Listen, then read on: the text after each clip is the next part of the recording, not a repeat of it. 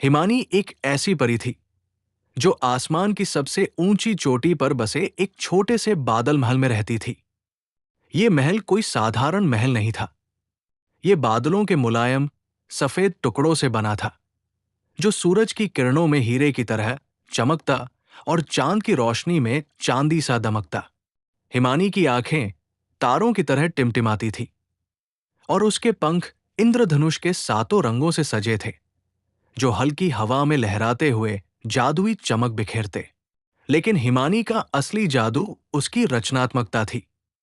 वो आसमान को एक विशाल कैनवास की तरह देखती थी और उसका सपना था कि वो कुछ ऐसा बनाए जो न केवल आसमान को बल्कि धरती पर रहने वालों को भी आश्चर्य में डाल दे।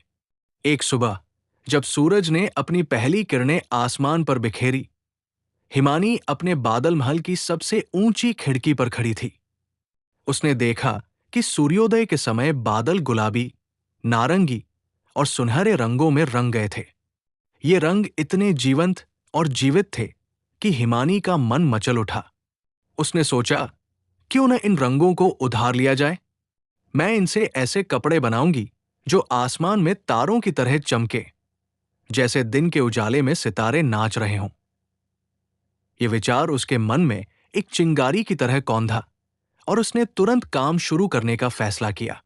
हिमानी ने अपने जादुई थैले को उठाया, जिसमें वह अपनी चमकीली सुइयां, रेशमी धागे और छोटे छोटे जादुई उपकरण रखती थी। ये उपकरण साधारण नहीं थे। उसकी कैंची बादलों के रंग काट सकती थी और उसकी सुइयां हवा में तैरते हुए कपड़े बुन सकती थी। उसने अपने इंद्रधनुषी पंख फड़फड़ाए और बादलों की ओर उड़ चली। सबसे पहले वो एक गुलाबी बादल के पास पहुंची, जो सूरज की किरणों से रंगा हुआ था। उसने अपनी जादुई कैंची निकाली और बादल के कोने से थोड़ा सा रंग काट लिया। रंग एक मुलायम रेशमी धागे की तरह उसकी उंगलियों में आ गया, जिसमें सूर्योदय की नरम गर्माहट थी। उसने इसे सावधानी से अपने थैले में रखा। फिर वो एक नारंगी बादल की ओर बढ़ी, जो सूर्यास्त की तरह चमक रहा था। उसने उसका रंग भी उसी तरह काटा और फिर एक सुनहरे बादल से थोड़ा सा रंग लिया, जो सूरज की चमक से भरा था। हिमानी यही नहीं रुकी। वो जानती थी कि अगर उसे कुछ अनोखा बनाना है तो उसे आसमान के हर रंग की जरूरत होगी। उसने नीले बादल ढूंढे, जो बारिश से पहले गहरे और रहस्यमय हो जाते हैं। उसने बैंगनी बादल पकड़े, जो तूफान के बाद चुपके से आसमान में छिप जाते हैं। उसने हरे रंग के बादल भी देखे, जो जंगल के ऊपर सुबह की धुंध में बनते हैं। हर बादल से उसने थोड़ा सा रंग उधार लिया और हर रंग उसके थैले में एक नई कहानी की तरह जमा हो गया। रास्ते में उसने एक छोटे से पक्षी, चिरैया से मुलाकात की, जो उसके साथ उड़ने लगा। चिरैया ने चहकते हुए पूछा, हिमानी, तुम ये रंग क्यों इकट्ठा कर रही हो? हिमानी ने मुस्कुराकर कहा, मैं आसमान की कहानी बुनने जा रही हूं। चिरैया, तुम देखना, ये कुछ ऐसा होगा जो पहले कभी नहीं देखा गया। जब हिमानी अपने बादल महल लौटी तो उसका थैला रंगों से भरा हुआ था। उसने एक बड़ा सा कैनवास बिछाया, जो वास्तव में एक मुलायम बादल का टुकड़ा था। उसने अपने जादुई धागों को निकाला और रंगों को बुनना शुरू किया। लेकिन यह काम आसान नहीं था। बादलों के रंग जिद्दी थे। गुलाबी रंग नीले के साथ मिलना नहीं चाहता था और सुनहरा रंग हर बार चमककर दूसरों को दबाने की कोशिश करता था। हिमानी ने धैर्य रखा। उसने अपनी जादुई सुइयों से रंगों को एक दूसरे के साथ जोड़ा और धीरे धीरे एक कपड़ा बनने लगा। इस दौरान चिरैया उसके पास बैठकर गीत गुनगुनाती रही, जिससे हिमानी का मन शांत रहता। कई घंटों की मेहनत के बाद कपड़ा तैयार हुआ।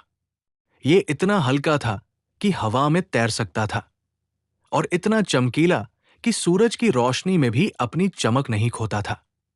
हिमानी ने इसमें इंद्रधनुष के सातों रंगों को बुन दिया, लेकिन उसने कुछ और भी जोड़ा, तारों की चमक, चांद की ठंडक और बारिश की ताजगी।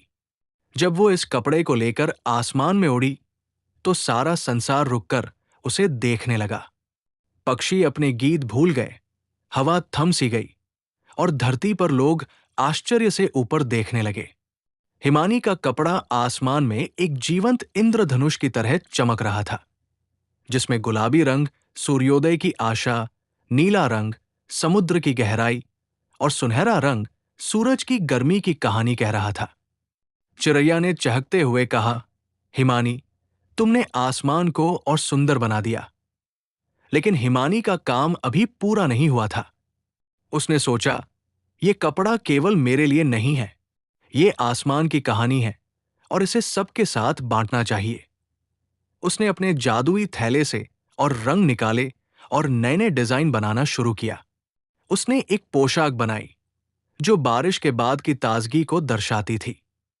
उसने एक शॉल बनाई जो सूर्यास्त की गर्माहट को समेटे हुए थी। उसने एक स्कार्फ बनाया जो रात के तारों की तरह चमकता था। इन कपड़ों को उसने आसमान में बिखेर दिया।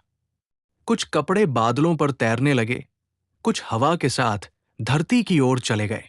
धरती पर एक छोटी सी लड़की, जिसका नाम माया था, ने एक स्कार्फ पकड़ा जो हवा में तैर रहा था। जब उसने उसे अपने कंधों पर डाला तो उसे लगा जैसे वो तारों के बीच उड़ रही हो। एक बूढ़े किसान, रामू, ने एक शॉल उठाई और उसे सूर्यास्त की गर्मी का एहसास हुआ। गांव के लोग हिमानी के इन उपहारों को देखकर आश्चर्यचकित थे और कहानियां बनाने लगे कि ये कपड़े स्वर्ग से आए हैं। लेकिन हर कहानी में एक चुनौती आती है और हिमानी की कहानी भी इससे अछूती नहीं थी। आसमान में एक पुराना, गुस्सैल बादल रहता था जिसका नाम था कालो। कालो बादलों का राजा समझता था और सोचता था कि बादलों के रंग केवल उसी के लिए हैं। उसने हिमानी को बुलाया और गर्जना भरी आवाज में कहा, तुमने मेरे बादलों के रंग चुराए हैं। ये अपराध है। इन्हें तुरंत लौटाओ, वरना मैं आसमान को तूफान से भर दूंगा। उसकी आवाज से आसमान कांप उठा और चिरैया डरकर हिमानी के पीछे छिप गई। हिमानी डरी नहीं। उसने शांति से कहा, कालो, मैंने रंग चुराए नहीं, मैंने उन्हें उधार लिया है। मैंने इनसे कुछ ऐसा बनाया है जो सबके लिए है। क्या तुम नहीं चाहते कि आसमान की सुंदरता हर कोई देखे? कालो ने गुस्से में गर्जना की, लेकिन हिमानी ने अपने कपड़े को उसके सामने लहराया। कपड़ा इतना सुंदर था कि कालो की आंखें चमक उठीं। उसने देखा कि कपड़े में उसके अपने बादलों की कहानी थी।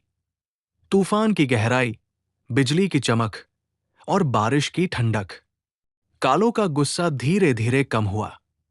उसने कहा, ठीक है हिमानी, तुम्हारा काम मुझे पसंद आया, लेकिन एक शर्त है, तुम्हें मेरे लिए भी कुछ बनाना होगा। हिमानी मुस्कुराई और तुरंत काम पर लग गई। उसने कालो के गहरे काले बादलों से रंग लिया और उसमें बिजली की चमक और तूफान की शक्ति बुंदी। उसने एक विशाल चादर बनाई जो रात के आसमान की तरह गहरी थी, लेकिन उसमें बिजली की तरह चमक थी। कालो ने चादर को देखा और खुश हो गया। उसने कहा, अब मैं समझा हिमानी, तुम्हारा जादू बादलों को और सुंदर बनाता है। इसके बाद हिमानी और कालो ने मिलकर काम करना शुरू किया। कालो अपने बादलों के रंग हिमानी को देता और हिमानी उनसे नए नए डिजाइन बनाती।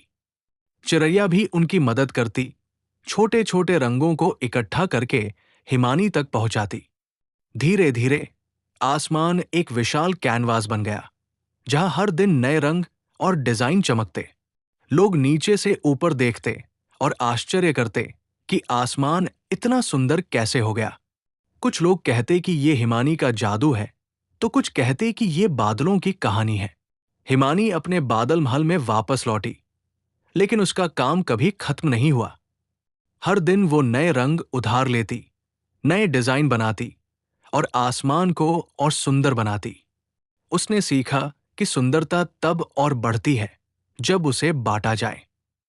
और इस तरह हिमानी की रंगीन बादलों की कहानी आसमान में हमेशा के लिए चमकने लगी। ऐसी कहानी सुनने के लिए चैनल सब्सक्राइब करें।